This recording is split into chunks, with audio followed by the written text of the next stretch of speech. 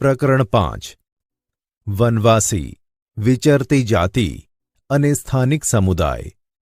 વિદ્યાર્થી મિત્રો, આજે આપણે આ પાઠમાં વનવાસી, વિચરતી જાતિ અને સ્થાનિક સમુદાય વિશે વિસ્તારથી માહિતી મેળવીશું. આપણે આગળ જોયું કે કેવી રીતે રાજ્યોનો ઉદ્ભવ અને તેમનું પતન થયું. આમ છતાં નગરો અને ગામોમાં નવી કળાઓ, હસ્તકળાઓ અને ઉત્પાદક પ્રવૃત્તિઓનો વિકાસ થયો. આ સમયગાળામાં કેટલાક મહત્વપૂર્ણ રાજનૈતિક, સામાજિક અને આર્થિક પરિવર્તનો થયા.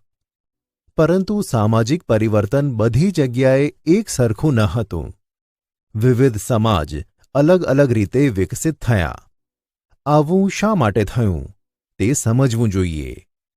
વિદ્યાર્થી મિત્રો, સૌપ્રથમ આપણે જનજાતિઓ અને વિચરતી જાતિઓ વિશે માહિતગાર બનીએ.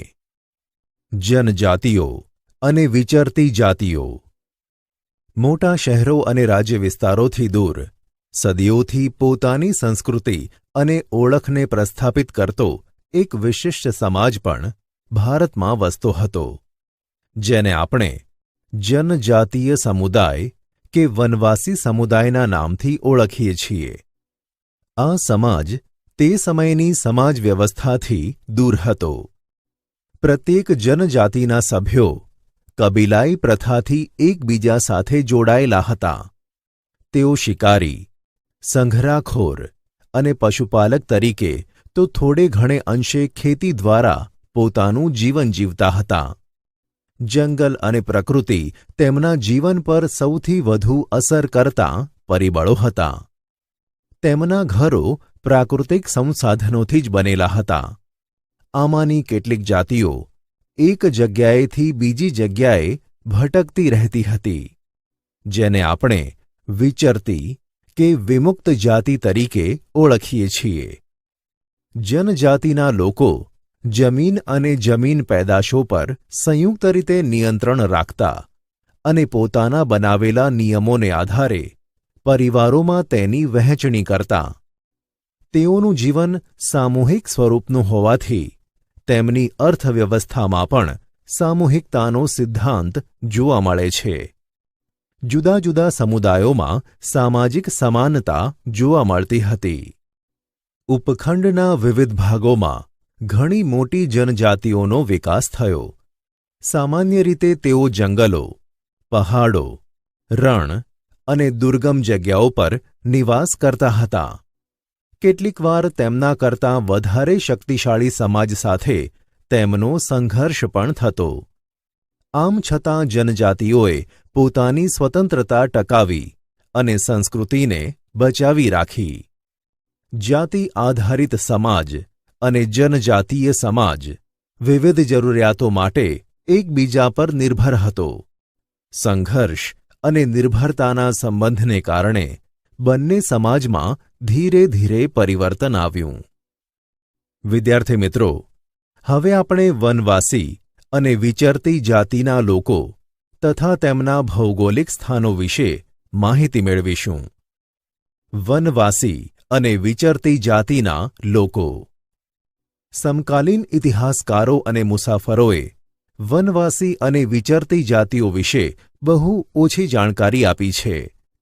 કેટલાક અપવાદો બાદ કરતાં જનજાતિના લોકો પાસે લેખિત દસ્તાવેજો મળતા નથી.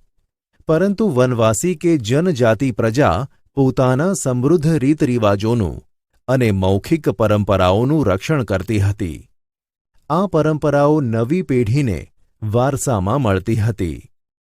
વર્તમાન ઇતિહાસકારો જનજાતિઓનો ઇતિહાસ લખવા માટે આવી મૌખિક પરંપરાઓનો પણ ઉપયોગ કરે છે. ભારતની મુખ્ય જનજાતિના ક્ષેત્રો. ભારતના મોટાભાગના વિસ્તારોમાં જનજાતિની વસ્તી જોવા મળે છે. જનજાતિનો વિસ્તાર અને પ્રભાવ સમયની સાથે બદલાતો રહેતો. કેટલીક જનજાતિ ખૂબ શક્તિશાળી હોય, મોટા પ્રદેશો પર નિયંત્રણ ધરાવતી. જેમ કે 13મી-14મી સદી દરમિયાન પંજાબમાં ખોખર જનજાતિ અને ગખ્ખર જનજાતિ મુખ્ય હતી. આ જનજાતિમાં આવનાર કમાલ ખાં, ખખ્ખરને અકબરે મનસબદાર બનાવ્યા હતા. મોઘલો પહેલા મુલતાન અને સિંધમાં લંઘા અને અર્ધૂન જનજાતિઓનું આધિપત્ય હતું. ભારતના ઉત્તર પશ્ચિમ ભાગમાં બલોચ જનજાતિ સૌથી શક્તિશાળી હતી. તે વિવિધ નેતા ધરાવતા નાના નાના કુળોમાં વિભાજિત હતી. પશ્ચિમ હિમાલયમાં ગડ્ડી ગડરીઓ નામની જનજાતિ મુખ્ય હતી, જ્યારે ભારતના ઉત્તર પૂર્વ ભાગમાં નાગા, કૂકી, મિઝો, અહોમ અને અન્ય જનજાતિઓનું પ્રભુત્વ હતું. હાલના બિહાર અને ઝારખંડના કેટલાક વિસ્તારોમાં 12મી સદી સુધી ચેર સરદારોનું આધિપત્ય હતું.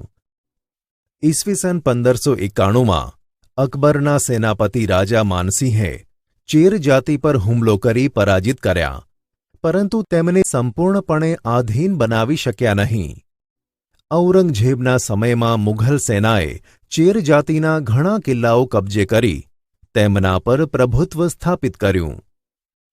આ વિસ્તારની બે મહત્વની જનજાતિઓ મુંડા અને સંથાલ હતી. આ જનજાતિઓ આ વિસ્તાર ઉપરાંત ઓડિશા અને બંગાળમાં પણ રહેતી હતી.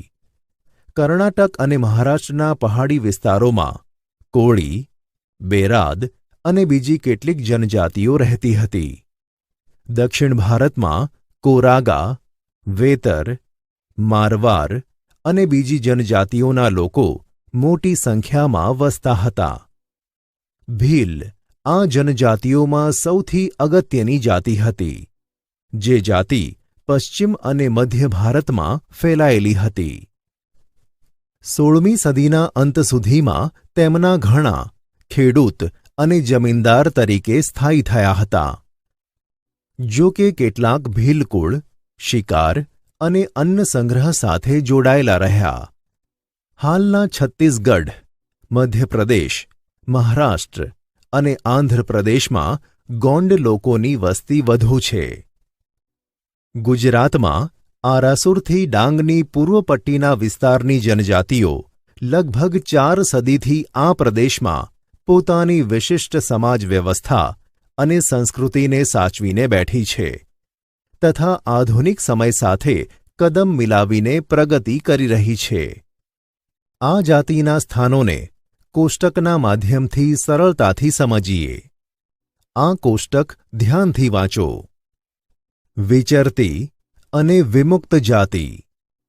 વિચરતી અને વિમુક્ત જાતિના લોકો પોતાના પશુઓ સાથે દૂર દૂર સુધી ફરતા રહેતા. તેમનું જીવન મોટે ભાગે પશુપાલન પર આધારિત હતું.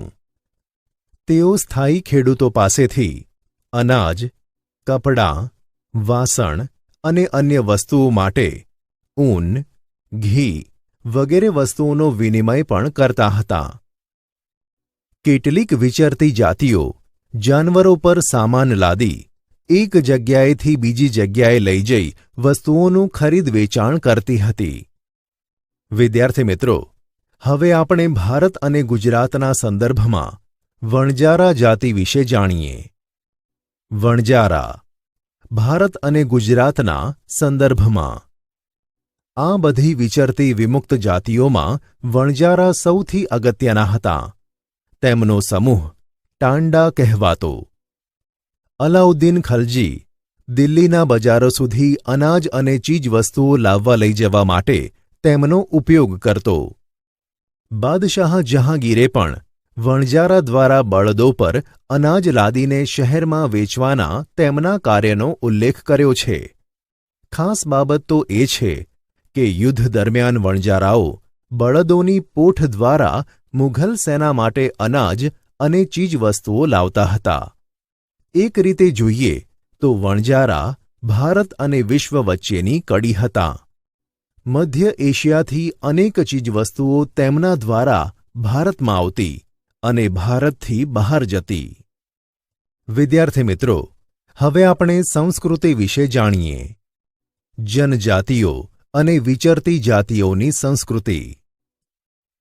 કેટલીક વિચરતી વિમુક્ત જાતિઓ ઘેટાં બકરાં, ઘોડા, ગાય, ભેંસ અને બળદના વેપાર સાથે પણ સંકળાયેલી હતી. વિવિધ જાતિના નાના મોટા ફેરિયાઓ એક ગામથી બીજે ગામ જઈને જાતે બનાવેલા દોરડાં, ઘાસની ચટાઈ અને મોટા થેલા વેચતા. કેટલીક વિચરતી વિમુક્ત જાતિઓમાં કાંગસિયા, મોડવાનો સમાવેશ થતો, જે બંગડી અને સૌંદર્ય પ્રસાધનોના વેપાર સાથે જોડાયેલા હતા. કેટલીક વિચરતી જાતિઓમાં નટબજાણિયાનો સમાવેશ થતો. તેઓ વિભિન્ન અંગ કસરતો દ્વારા લોકોનું મનોરંજન કરતા. ગુજરાતમાં વણજારા, માલધારી, નટબજાણિયા, કાંગસિયા જેવી વિચરતી વિમુક્ત જાતિઓ જોવા મળે છે.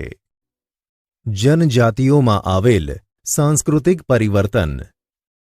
અર્થવ્યવસ્થા અને સમાજની જરૂરિયાતો વધતા નવા કલા કૌશલ્યો ધરાવતા લોકોની આવશ્યકતા ઊભી થઈ. સમાજ જુદી જુદી જાતિઓમાં વિભાજિત થયો. બીજી બાજુ ઘણી જનજાતિઓ અને સામાજિક જૂથોને જ્ઞાતિ આધારિત સમાજમાં સમાવી. તેમને જાતિનો દરજ્જો આપવામાં આવ્યો.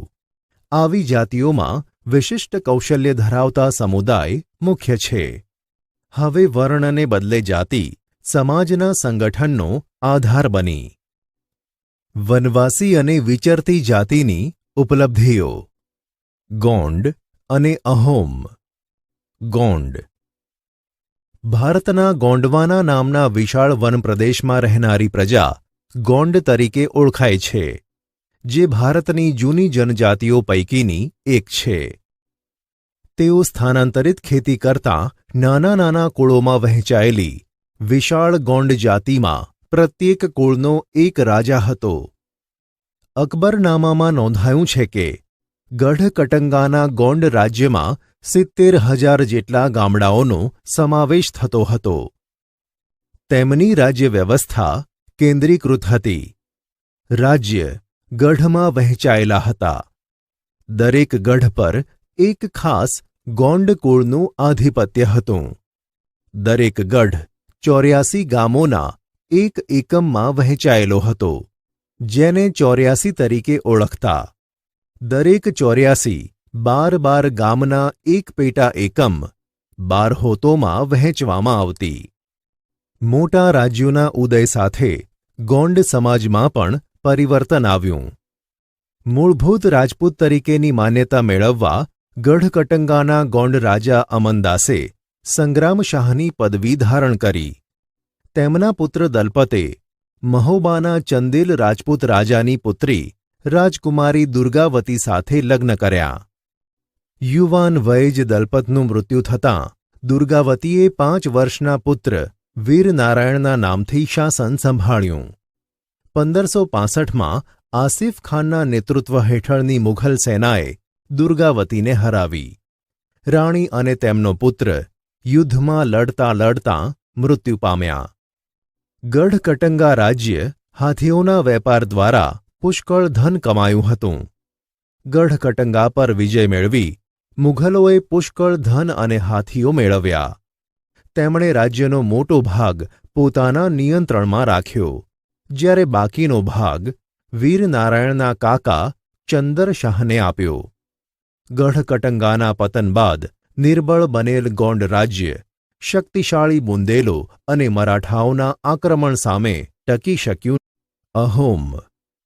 અહોમ લોકો 13મી સદીમાં હાલના મ્યાનમારથી આવી અસમની બ્રહ્મપુત્ર નદીના ખીણ વિસ્તારમાં વસ્યા.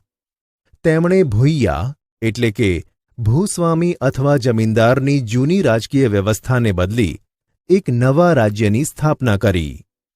16મી સદીમાં ચૂટીઓ અને કોચહાજો રાજ્યોને પોતાના રાજ્યમાં ભેળવી અને આસપાસની જનજાતિઓને જીતીને એક વિશાળ અહોમ રાજ્યની સ્થાપના કરી હતી. 17મી સદીમાં તો તેઓ દારૂગોળો અને તોપોનું નિર્માણ પણ કરી શકતા હતા. જો કે દક્ષિણ પશ્ચિમથી અહોમ લોકો પર ઘણા આક્રમણો થયા. ઈસવીસન 1662માં મીર જુમલાના નેતૃત્વ હેઠળની મુઘલ સેના સામે બહાદુરીથી લડવા છતાં તેઓ હાર્યા. પરંતુ એ વિસ્તાર પર મુઘલોનું પ્રત્યક્ષ પ્રભુત્વ લાંબા સમય સુધી ટકી શક્યું નહીં. અહોમ રાજ્ય બળજબરીપૂર્વકના શ્રમ પર આધારિત હતું. જે લોકો પાસે રાજ્ય માટે બળજબરીથી કામ કરાવાતું તે પાઇક કહેવાતા. દરેક ગામમાંથી નિશ્ચિત કરવામાં આવેલ સંખ્યામાં પાઇક મોકલવાના રહેતા. વસ્તી ગણતરીને આધારે વધુ વસ્તી ધરાવતા વિસ્તારોમાંથી ઓછી વસ્તીવાળા વિસ્તારોમાં લોકોને ખસેડવાથી અહોમ કુળ તૂટી ગયા. 17મી સદીના પ્રથમ દશકમાં વહીવટી વ્યવસ્થા કેન્દ્રીકૃત બની. વર્તમાન કાયદાઓ અને જોગવાઈઓ અનુસાર કોઈ વ્યક્તિ પાસે બળજબરીપૂર્વક કામ કરાવવું એ ગુનો ગણાય છે, જે આપણે સૌ જાણીએ છીએ. આ જનજાતિના તમામ પુરુષો યુદ્ધના સમયે સેનામાં જોડાતા અને અન્ય સમયમાં સિંચાઈ વ્યવસ્થા જેવા સાર્વજનિક કાર્યો કરતા. અહોમ લોકોએ ચોખાની ખેતીની નવી પદ્ધતિઓ અમલમાં મૂકી. અહોમ સમાજ કુળમાં વહેંચાયેલો હતો. તેમના કુળને ખેલ કહેવામાં આવતું. ઘણા ગામો પર ખેલનું નિયંત્રણ રહેતું. ખેડૂતને ગામ સમાજ દ્વારા આપવામાં આવેલ જમીન ગામ સમાજની સંમતિ વગર રાજા પણ પાછી લઈ શકતો ન હતો. શરૂઆતમાં અહોમ લોકો જનજાતીય દેવતાઓ એટલે કે પ્રકૃતિના દેવતાઓની ઉપાસના કરતા હતા. રાજા દ્વારા મંદિરો અને બ્રાહ્મણોને જમીનનું દાન આપવામાં આવતું. ઈસવીસન 1714થી ઈસવીસન 1744ના શિબસિંહના સમયમાં હિન્દુ ધર્મ ત્યાંનો મુખ્ય ધર્મ બની ગયો હતો. હિન્દુ ધર્મ અપનાવ્યા છતાં અહોમ રાજાઓએ પોતાની પરંપરાગત માન્યતાઓ સંપૂર્ણપણે છોડી નહીં. અહોમ સમાજ એક અત્યંત સુસંસ્કૃત સમાજ હતો. કવિઓ અને વિદ્વાનોને જમીન દાનમાં આપવામાં આવતી. નાટ્ય પ્રવૃત્તિને પ્રોત્સાહન આપવામાં આવતું. સંસ્કૃતની અગત્યની સાહિત્યિક કૃતિઓનો સ્થાનિક ભાષામાં અનુવાદ કરાવવામાં આવ્યો હતો. બુરંજી નામની ઐતિહાસિક કૃતિને પહેલા અહોમ ભાષામાં અને પછી આસામી ભાષામાં લખવામાં આવી હતી. ગુજરાતમાં ડાંગ અને અન્ય પૂર્વીય પટ્ટીમાં આવા જનજાતીય રાજ્યો જોવા મળતા હતા. સંતરામપુર, દેવગઢ બારિયા તેમજ ડાંગની રાજ્ય વ્યવસ્થા અને સંસ્કૃતિ વિશિષ્ટ હતી. તેમના તમાશા, ભવાડા અને ઠાકરિયા જેવા નૃત્યો વિશ્વવિખ્યાત થયા છે. ડાંગમાં ડાંગ દરબાર પ્રતિવર્ષ ભરાય છે, જેમાં રાજાઓને વર્ષાસન આપવામાં આવે છે. વિદ્યાર્થી મિત્રો, હવે આપણે નવી જનજાતિઓના માળખા વિશે જાણીએ. બદલાતો સમય. નવી જનજાતિઓનું માળખું. 16મી અને 17મી સદી સુધીના જનજાતિના ઇતિહાસને આપણે સમજવાનો પ્રયત્ન કર્યો. કાળાંતરમાં અનેક જનજાતિઓમાં વ્યાપક પરિવર્તનો આવ્યા. વર્ણ આધારિત સમાજ અને આદિવાસી સમાજના લોકોના એકબીજા સાથેના સંપર્કને કારણે બંને સમાજમાં પરિવર્તન આવ્યું. વિવિધ જનજાતિઓએ જુદી જુદી આજીવિકા અપનાવી. સમય જતાં તેમાંની ઘણી જનજાતિઓ જાતિ આધારિત સમાજનો ભાગ બની. જો કે ઘણી જનજાતિઓ હિન્દુ ધર્મ અને જાતિ વ્યવસ્થાથી મોટે ભાગે દૂર રહી. કેટલીક જનજાતિઓએ સુસંગઠિત વહીવટી વ્યવસ્થા ધરાવતા મોટા શક્તિશાળી રાજ્યોની સ્થાપના કરી, જેથી તેઓને તેમનાથી મોટા અને વધુ જટિલ સામ્રાજ્યો સાથે સંઘર્ષ થયો. વિદ્યાર્થી મિત્રો, હવે આપણે જે શીખ્યા તેનો સારાંશ જાણીએ. જનજાતિઓ અને વિચરતી જાતિઓ. પ્રત્યેક જનજાતિના સભ્યો કબીલાઈ પ્રથાથી એકબીજા સાથે જોડાયેલા હતા. ઉપખંડના વિવિધ ભાગોમાં ઘણી મોટી જનજાતિઓનો વિકાસ થયો. ભારતના મોટા ભાગના વિસ્તારોમાં જનજાતિની વસ્તી જોવા મળે છે. મુઘલો પહેલા મુલતાન અને સિંધમાં લંઘા અને અર્ધૂન જનજાતિઓનું આધિપત્ય હતું. ગુજરાતમાં આરાસુરથી ડાંગની પૂર્વ પટ્ટીના વિસ્તારની જનજાતિઓ લગભગ 4 સદીથી આ પ્રદેશમાં પોતાની વિશિષ્ટ સમાજ વ્યવસ્થા અને સંસ્કૃતિને સાચવીને બેઠી છે. વણજારા ભારત અને વિશ્વ વચ્ચેની કડી હતા. ભારતના ગોંડવાના નામના વિશાળ વનપ્રદેશમાં રહેનારી પ્રજા ગોંડ તરીકે ઓળખાય છે, જે ભારતની જૂની જનજાતિઓ પૈકીની એક છે. ગઢકટંગાના ગોંડ રાજ્યમાં 70,000 જેટલા ગામડાઓનો સમાવેશ થતો હતો. અહોમ લોકો 13મી સદીમાં હાલના મ્યાનમારથી આવી અસમની બ્રહ્મપુત્ર નદીના ખીણ વિસ્તારમાં વસ્યા. બુરંજી નામની ઐતિહાસિક કૃતિને પહેલા અહોમ ભાષામાં અને પછી આસામી ભાષામાં લખવામાં આવી હતી. સંતરામપુર, દેવગઢ બારિયા તેમજ ડાંગની રાજ્યવ્યવસ્થા અને સંસ્કૃતિ વિશિષ્ટ હતી. તેમના તમાશા, ભવાડા અને ઠાકરિયા જેવા નૃત્યો વિશ્વવિખ્યાત થયા છે.